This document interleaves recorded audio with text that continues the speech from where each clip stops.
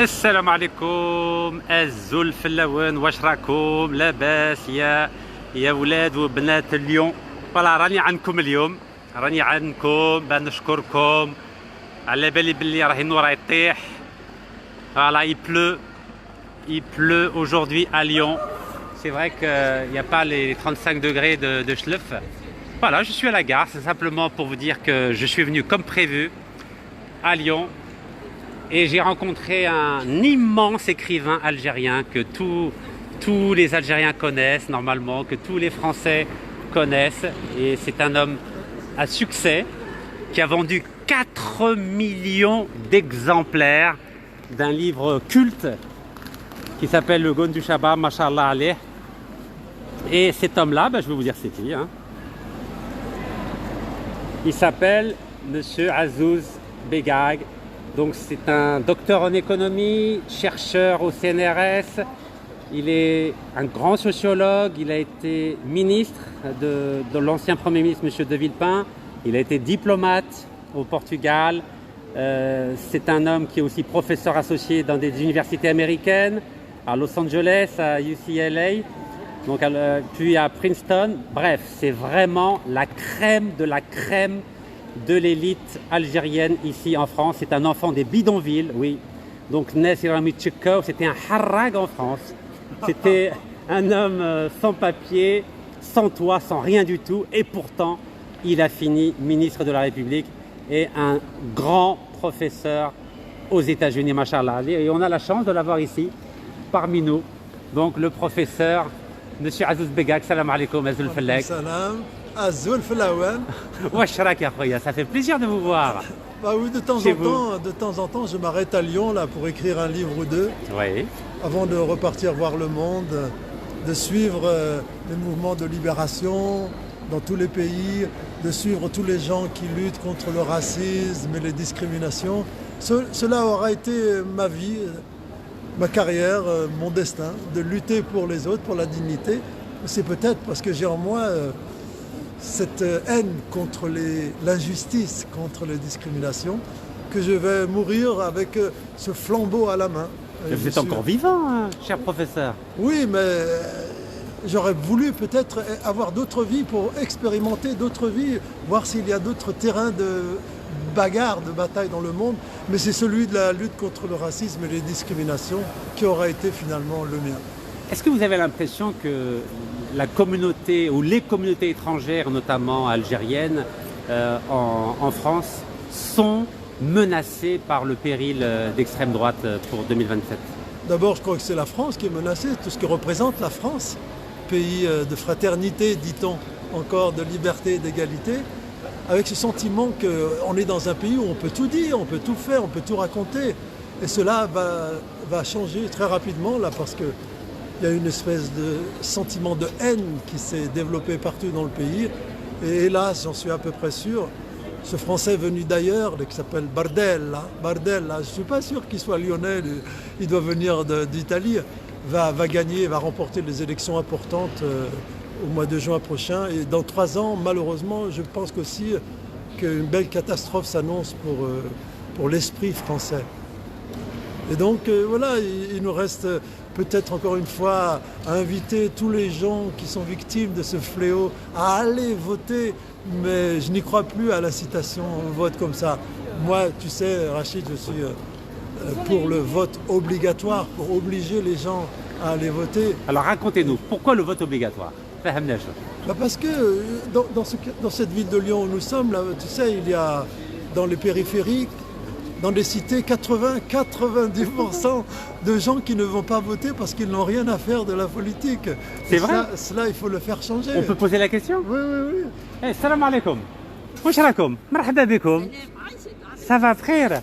Alhamdulillah. Voilà, تعرفوا أستاذ عزوز بيغاغ, ancien ministre de la République. هو مليون على بالكم. يا هل عندكم رسالة بغيتوا تفوتوها ولا لا؟ اتفضلوا. Un petit message. كيما بغيتوا باللغة العربية ولا الروسية ولا الإنجليزية ولا الفرنسية. انتم مين؟ من الجزائر. من الجزائر مين؟ ما الله يبارك الناس الجزائرية الناس فرحة عباس ما شاء الله بلاد فرحة عباس على بالكم داروا واحد الاستقبال في جيجل في 2019 ما شاء الله لو 19 افريل 2019 والله يعطيكم الصحة شحال 20 وي سي سا 20,000 نتيجة والله يعطيكم الصحة وانت يا اختي من؟ تونسية الله يبارك من تونس؟ من تونس العاصمة الله يبارك الله يبارك كي راهي دايره الحالة دوكا في تونس؟ راهي مليحة مع قيس سعيد يا كاش حريه كاش ديمقراطيه كاش حريين الحمد لله الحمد لله الله يدومها بارك الله يدومها اي الله يحفظكم ان شاء الله بارك الله فيكم السلام عليكم. Elles vont prendre leur train. Exactement, tout à fait. Voilà, je disais qu'il y a de vrais problèmes de participation au vote dans la ville de Lyon et dans ses périphéries. Et la seule issue pour s'en sortir, c'est faire en sorte que tout le monde aille voter et que tous les candidats aux élections sachent désormais que tous ces enfants issus de l'immigration africaine, maghrébine ou je ne sais d'où, sont désormais non pas des racailles, non pas des boucs émissaires, mais sont des électeurs. Et ça va tout changer. Donc ils vont plus les respecter si il y a le vote obligatoire. Et ils vont même, je crois, prendre en considération des demandes venues de ces populations pour être élus par ses propres populations. Voilà ce en quoi je crois. Le vote obligatoire, c'est une cure pour la démocratie française. Donc, professeur, vous considérez que par l'instauration du vote obligatoire, ces populations françaises d'origine étrangère vont être davantage considérées, davantage respectées à la fois par les pouvoirs publics, les partis politiques et les gouvernements? Exactement. Vous savez, moi j'aime beaucoup, je vais très souvent au Brésil. Et là, dans ce pays, 100 millions d'habitants, tout le monde vote, c'est obligatoire. Tout le monde vote, c'est-à-dire 80 ou 90%, je ne sais pas. Incroyable. Sous peine de payer des amendes, sous peine de ne pas pouvoir passer le permis de conduire, de ne pas recevoir d'allocation familiale. Tous les gens doivent présenter le petit papier « J'ai voté ». Donc لو كان ما يفوتوش ما كاش البطاقه الوطنيه با بابي ريان والو والله والو. استاذ مين انت من البلاد وين ساكن في البلاد؟ انا اصلي سطيفي. سطيفي الله يبارك. ولكن انا خلقت هنا في مدينه ليون. جو سي ان ليوني بور. ما شاء الله. بور سوش. سطيفي تاع الصحفه اللي 19 صاي يقولوا باللي سطيفيه السوقات الله يبارك عين فواره على بالك باللي عاودوها كاع ديك عين فواره. والله ما على بالي. ويلو لا ديرنيير فوا كنت في البلاد. ils l'ont cassé على بالك ومن بعد عاودوها et puis c'était pas joli, c'était pas joli. C'était ça manquait d'esthétique. La dernière fois, je suis en Algérie, il y a 2 mois, je suis allé à Djanet, dans les montagnes du Sahara, là-bas, pour voir les peintures rupestres et les gravures. C'était absolument un voyage magnifique. Et à chaque fois que je vais en Algérie maintenant, je vais dans le désert, dans le Tassili. Il n'y a personne. C'est le silence du Tassili que je vais écouter là-bas à chaque fois que je vais. Donc il n'y a pas de touristes, il n'y a rien? Non, très peu. Quand j'y vais, moi, au mois de février, mars, bah ouais, c'est la tranquillité algérienne. Ouais. Alhamdulillah. La tranquillité que c'est incroyable. Oui, contrairement au désert, contrairement au Sahara, au Tassili, justement, là, il n'y a pas d'eau. Ça fait 6 ans qu'il n'a pas plu. Incroyable. Et ici, il pleut tous les jours. Tous les jours. Donc pour Flaha, ils sont contents. Il faudrait que l'on puisse envoyer de l'eau là-bas. Inch'Allah يا ربي ان شاء الله نطلبوا من عند ربي نديروا الدعاء من عند ربي سبحانه بعد نطيح في البلاد باسكو راهي ناقصه بزاف il y a très peu d'eau en Algérie. Donc en tous les cas ça me fait plaisir de te rencontrer par hasard ici. Ben oui, c'est incroyable. C'est incroyable et puis j'ai eu la chance d'avoir 2 livres donc alors je répète ces livres hein. Donc c'est L'arbre ou la maison donc Azouz Begag. Donc vous voyez donc c'est Les Révélations donc édition Pocket et il y a un deuxième livre étonnant. Donc c'est 1, 2, 3. يعني الحرية. Viva l'Algérie 2019-2020, élection présidentielle en Algérie. Le grand changement avec nous. Masha'Allah. Oui, salam alaikum. Ça va, vous allez bien? Azoul Fellak. Alhamdulillah, Allah yahlik khoya. Voilà, vous pouvez parler si vous voulez. Hein. C'est la liberté, hein, c'est la liberté ici. Hein. Non, mais les gens qui sont là, ils sont là pour prendre un train. Je sais, ils n'ont pas le temps, de perdre, ils n'ont pas le temps à perdre, voilà. Donc voilà, Azouz Begag, 1, 2, 3, Viva l'Algérie, 2019-2020, élection présidentielle en Algérie. Donc vous voyez, ce grand professeur, il vit en France, mais il a le cœur en Algérie, car il voudrait que l'Algérie soit une grande démocratie, le plus grand pays d'Afrique, comme dans les années 70, où l'Algérie était citée en exemple à l'échelle de toutes les instances internationales. يعني قيمة الجزائر كانت حاجة كبيرة يعني في السبعينات أستاذ. C'est vrai, c'était surtout la période le mouvement des pays non alignés. Tout à fait. C'était pour nous, les jeunes, à cette époque, un sentiment d'être rebelle et de développer, à l'instar de l'Afrique du Sud, dans sa Absolument. lutte contre l'apartheid, de développer des idées généreuses pour le monde.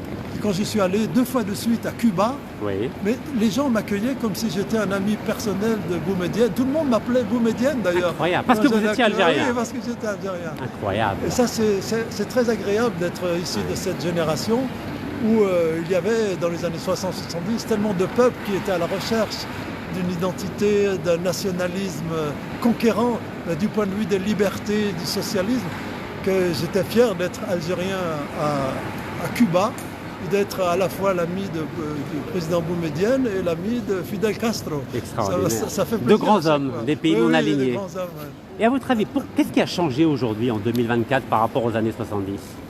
Le monde entier, Oui. le monde, toute la planète elle tourne à l'envers. Avant, ça tournait de gauche à droite, maintenant, ça tourne de droite à gauche. Et vous voyez, notamment avec l'introduction, il y a une quinzaine d'années, des téléphones portables Oui. qui permettent à Rachid Nekaz en particulier de parler à des millions de personnes, mais seulement avec un petit instrument noir. Là. Tout à fait, oui, Cette un petit boîte. téléphone, oui, avec une petite batterie. Alors, quand tu me demandes qu'est-ce qui a changé, je lui dis ça, le monde est dans ta main. Le monde est dans ta main. Et hier, j'étais à Casablanca au Maroc, et au lycée Léon l'Africain. Oui. Avant d'aller là-bas, j'ai essayé de voir des détails sur qui était, il y a 500 ans, qui Khamsa était Miat Léon Sana. l'Africain. Ouais. Et dans la minute qui a suivi, je savais toute la vie de Léon l'Africain. Qu'est-ce qui a changé dans le monde? Ça, justement. La technologie, c'est ça? La technologie qui amène autour de nous, à portée de main, à portée de cerveau, toutes les connaissances du monde, depuis le début du monde. Et c'est un énorme avantage, mais qui bouleverse aussi beaucoup les mentalités des peuples, parce que ce qui s'appelle les réseaux sociaux, là, moi je n'aime pas beaucoup. C'est vertigineux. Et tout ce qui m'apporte le vertige, je m'en méfie un peu. تهرب منه تهرب من الفيرتيج يا وين الهربة؟ وين الهربة؟ الهربة تسلك. Mais à votre avis, est-ce que ces nouvelles technologies, aujourd'hui, c'est quelque chose de positif ou quelque chose de négatif ou quelque chose de neutre? Non, c'est pas neutre du tout. Ça favorise ce qu'on appelle en arabe le buzz. Le buzz. Et je me méfie de cela aussi, de tout ce qui est instantané, de ce soulèvement de la dictature, de l'émotion immédiate. Et c'est cela qui apporte beaucoup de désagréments à la planète monde aujourd'hui. Cette obligation de réagir tout de suite à l'injonction qui est faite au cœur. Réagir. Dis oui ou non. Non, le monde c'est plus compliqué. Donc on n'a pas le temps de réfléchir avec une On n'a nouvelle pas le temps de technologie? réfléchir malheureusement. Et quand une information passe, 10 minutes après, il y a une autre information qui va soulever encore plus d'émotions. Et tout ce cafouillage, cet énorme bouleversement des informations et du monde me fait peur parce que je vois bien que c'est pas très bien pour l'humanité. Et si on parlait par exemple de la communauté algérienne en France? Donc là, vous êtes un enfant de Lyon. Tout à l'heure, je l'ai rappelé, vous avez vécu dans un bidonville, donc vous n'aviez pas de toit, il y avait la pluie qui tombait. Quand il y avait ce temps-là, comment vous faisiez quand il y avait la pluie?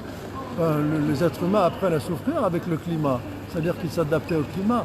Et moi, j'ai vécu dans un bidonville dans la banlieue de Lyon, pas très loin d'ici, mais dans des conditions humaines tellement belles, avec des parents et des voisins, Machallah. tellement généreux, avec des valeurs profondes qui venaient des montagnes de chez nous, des hauts plateaux là-bas.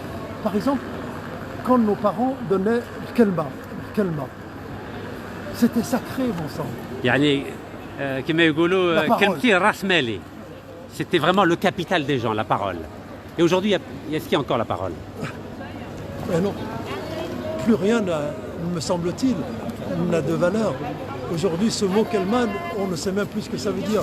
Alors que quand dans nos tribus, on allait sceller un mariage, une fête, un accord entre les familles, la parole donnée et la poignée de main étaient sacrées. Ça a disparu et ça m'attriste beaucoup aussi de voir que... أروح خويا أروح ما تخافش.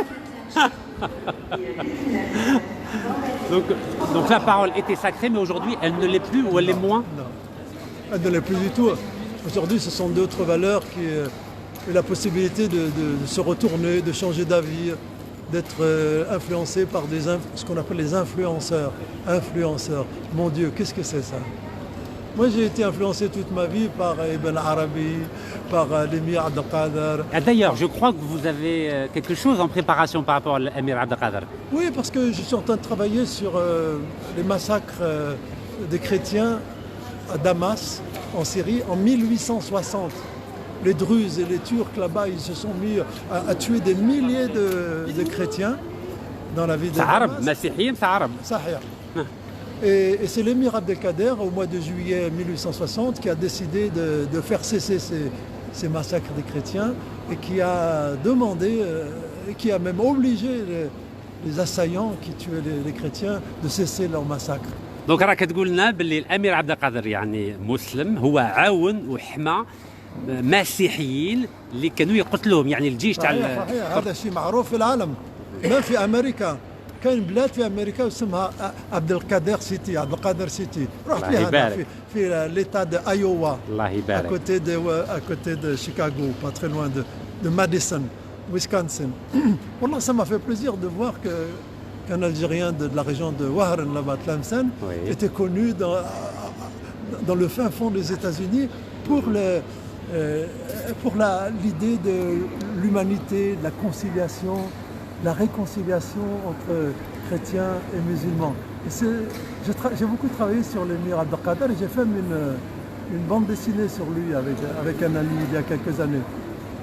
Et l'émir Abdelkader, son credo, c'était Iqra, Iqra, Iqra. Il faut se cultiver. Et moi, en tant qu'écrivain aujourd'hui, j'aime aussi, quand je rencontre les jeunes, leur dire Iqra, Iqra, il faut lire. On ne regrette jamais de lire et de se cultiver. C'est le contraire qu'on regrette. C'est quand on n'a pas saisi le chemin, quand on n'a pas compris que quand on est jeune, il faut emmagasiner, lire, se cultiver pour pouvoir servir les autres, aider l'humanité dans laquelle on vit. Et à votre avis, les Algériens aujourd'hui, est-ce qu'ils lisent beaucoup, un peu ou peu? Non, je crois. Ça dépend.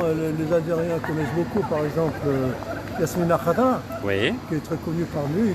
Il est beaucoup lu. Mais d'une manière générale, les Maghrébins et les Africains en général ne sont pas des grands lecteurs. C'est la raison pour laquelle beaucoup d'écrivains qui sont maghrébins ou africains choisissent l'exil, choisissent d'aller dans des universités américaines, par exemple. Comme vous, par exemple. Voilà, pour développer leur talent, être aidés par des pays où les livres ont un sens important. Alors, expliquez-nous comment un Algérien des bidonvilles a fini professeur en Californie, à Princeton. Comment ça s'est fait? Voilà, c'est mon destin, ça. Je remercie tous les jours mon père et ma mère qui m'ont fait comprendre, alors qu'ils étaient analphabètes. Ils ne pouvaient même pas signer le carnet. Ils ne pouvaient pas signer le carnet de notes de l'école. À la place de Esmond, ils mettaient une croix. Voilà, monsieur le gag Bouzid, je signe la croix. Car les pauvres, ils n'ont rien d'autre. Ils me faisaient comprendre, à nous, les enfants de la famille, c'est une obligation de se cultiver. Ils n'ont pas dit il faut aller en Chine, si le savoir fait signe. Mais ils ont dit et quand on avait des mauvais résultats à l'école, c'était directement la ceinture, septa. Et nous frappaient. Comme ça. Pourtant ما كانوش يعرفوا يعني يقراوا ويكتبوا ولكن قالوا لك لازم تقرا لازم تتعلم. Je crois que c'est un précepte essentiel de l'islam. كانوا يتبعوا الإسلام. Ah oui, il faut se cultiver, il faut savoir, iqra, il faut aider à la connaissance du monde. Je t'ai dit tout à l'heure que mon prochain livre sera un petit livre sur un mathématicien le plus connu en l'an 900, comme ça, lui, il s'appelait Al-Khwarizmi, qui était entre la Perse et Damas, je crois, et qui était connu dans les pays latins comme algorithme. Parce que les latins, ils ne pouvaient pas dire al-Khwarizmi, ils disaient algorithme. Quand je pense qu'aujourd'hui, l'algorithme est connu aujourd'hui, dans tous les pays, tout le monde dit le mot algorithme, le monde entier, mais ils ne savent pas d'où ça vient. Donc je vais écrire un petit livre sur al-Khwarizmi et essayer de rendre ce grand mathématicien accessible au plus grand nombre. Alors, permettez-moi de revenir sur ma question initiale. Comment un homme des bidonvilles, un enfant des bidonvilles, a fini professeur aux États-Unis? Parce que j'ai écrit des livres. J'ai écrit des livres qui, dans les années 80, Le Gone du Charbab, bien sûr, qui est mon autobiographie. Donc je rappelle 4 millions d'exemplaires. Oui, Inch'Allah. Alors qu'aujourd'hui, un best-seller, c'est 20 000. Ouais. Machallah, 4 millions d'exemplaires. Et qui était devenu, il y a 20 ans, un très grand film. Le Gone du Charbab aussi, incarné par le grand Mohamed Fellag. Le grand artiste algérien. L'homme de Azofoun.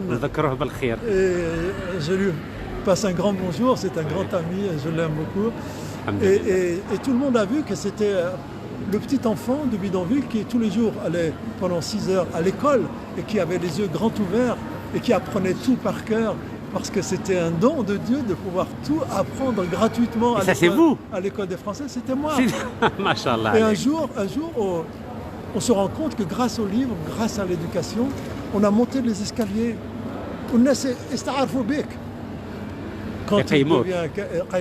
Quand tu deviens katab, ma'rouf, tu parles le français, khir minhum. Incroyable. Obligatoire. C'est comme quand tu t'appelles Karim Benzema ou la Zidane et que tu es le meilleur footballeur. Donc vous êtes le Zidane de l'intelligentsia algérienne. Yeah, machallah. Ouais, toute proportion gardée, c'est bien ça. Vous êtes la fine fleur de l'intelligentsia algérienne à la fois en France et à l'étranger. Bon, je ne suis pas seul, heureusement. Il y a des amis vous êtes modeste, cher qui professeur. Qui font le même travail, mais surtout... Non, mais quelqu'un qui sort des bidonvilles, je ne pense pas qu'il y en a deux. Non. Il y a un gamin, un jour, il n'y a pas longtemps, il avait 6 ans, 7 ans. Il dit, monsieur, c'est vrai, vous êtes né dans un bidon d'huile? C'est la maîtresse. Tu es né dans un bidon d'huile. Au lieu de dire bidon d'huile, il ne connaissait pas bidon d'huile. C'est vrai. Il m'a dit, mais comment tu es sorti? Qui m'a chrêché? Alors je lui explique comment tous les pauvres, Massakin, ils habitent dans le fond du bidon. Ouais. Et un jour, il faut sauter dans l'huile jusqu'à trouver comment ça s'ouvre avec le bouchon. Comment tu ouvres le bouchon et tu deviens un homme libre. Et c'est pour ça qu'aujourd'hui, vous faites des conférences dans le monde entier. Voilà, je leur explique comment aux enfants devenir une grosse huile. Une grosse huile. Je vois que vous avez encore l'humour algérien. Je pense que s'il y a quelque chose où les Algériens sont les champions du monde, c'est l'humour. Mais j'ai remarqué une chose, vous êtes très humble. يعني ما تكبرش. متواضع بزاف ما شاء الله عليك. Ça vient d'où ça, cette humilité, cette simplicité? Je sais pas, peut-être qu'il faut aller voir du côté des hommes et des femmes des hauts plateaux, là-bas sur la route entre Sétif et Kharrata. Ma mère est née dans un petit village de Kabylie, là-bas, mon père à Sétif. Ce sont des gens fellahines qui ont toujours vécu dans la modestie, sinon dans la grande pauvreté. Ils nous ont transmis ce bel héritage qui est l'humilité et la modestie. Voilà. Et je trouve que c'est un héritage tout à fait musulman, ancré dans la culture musulmane. L'humilité et la modestie. Ce qui, me semble, a perdu ses valeurs, ont perdu du terrain dans beaucoup de pays arabo-musulmans aujourd'hui. Par rapport à la communauté algérienne de France, après votre longue expérience à la fois de sociologue, de chercheur, de professeur, d'écrivain, de ministre, donc je rappelle que vous avez été pendant 2 années ministre de l'égalité des chances de l'ancien Premier ministre, M. Dominique de Villepin, qui aujourd'hui est monté au créneau pour défendre les populations palestiniennes victimes du génocide israélien. Qu'est-ce qu'il faudrait faire, d'après vous, pour essayer de la rassembler, de lui donner une identité et qu'elle soit utile à la fois pour elle-même et pour les Algériens d'Algérie? Franchement, Rachid, je te dirais, j'en sais rien. J'ai essayé tellement de fois depuis 40 ans, 50 ans, à essayer de rassembler, de faire comprendre l'importance d'une unité pour défendre, pour nous défendre contre le racisme et les discriminations et être utile à la France où nous vivons aujourd'hui. Mais à chaque fois, je dois l'avouer à tous les amis qui nous regardent que j'ai échoué à chaque fois. Pourquoi? Qu'est-ce qui manque? Parce que j'ai l'impression que cet homme qui, il y a plusieurs siècles, a dit ou a écrit, les Arabes, se sont entendus pour ne jamais s'entendre. Ibn Khaldun. Il avait raison. Je ne sais pas pourquoi. Mais il n'y a pas que des Arabes, il y a aussi des Berbères aujourd'hui. Ah, je ne les distingue pas. Moi, Vous ne faites pas de différence. C'est la culture, c'est la même culture arabo-berbère musulmane. Nous habitons entre Sétif et Kharata. Donc nous sommes entre... un alliage. Oui, entre la Kabylie et le pays arabophone. Pour moi, il n'y a pas de différence. Quand je vais me baigner de Sétif jusqu'à Tichir ou Kapa Okas, je traverse l'Algérie. Je ne traverse pas la Kabylie, je traverse l'Algérie. Donc vous êtes en train de me dire qu'on est condamné à vivre le même drame que Yogurta avec son beau-père Bocchus qui l'a trahi auprès des Romains. C'est-à-dire qu'on est dans la trahison, on est dans l'impossibilité de se rassembler, de s'unir pour défendre un idéal commun, un idéal de liberté, un idéal de fraternité. On est condamné à cela? Oui, bien sûr, mais je suis malheureux de voir que s'il y a une unité qui est utile et ô combien nécessaire aujourd'hui, c'est l'unité des pays du Maghreb. Déjà, on va commencer par là. Pourquoi parler seulement de l'unité du peuple algérien ou marocain? C'est cette Afrique du Nord qui contient 100 millions de personnes, ou 120 millions, qu'il lui fallut organiser, qu'il lui fallut rassurer sur les liens de fraternité qui sont les nôtres pour pouvoir construire quelque chose de solide dans cette partie du nord de l'Afrique. Quand on voit que cela, ça ne marche pas, après on perd espoir, on dit que ce ne sont plus les Maghrébins qui ont leur destin en main, mais ce sont d'autres puissances internationales qui, au nom de leurs intérêts, défendent une idée de la division du Maghreb pour mieux exploiter ses ressources. Eh bien écoutez, c'est sur cette interrogation à laquelle nous convions l'ensemble de nos frères et de nos sœurs que nous allons terminer ce petit live. Mais Inch'Allah, on se reverra, donc ou bien à Lyon, ou bien à Stéphane, Inch'Allah. C'est bien parti. Allah yahfadhak wa barakallahu fik. Merci beaucoup, Oustad, et merci pour votre humilité et votre simplicité.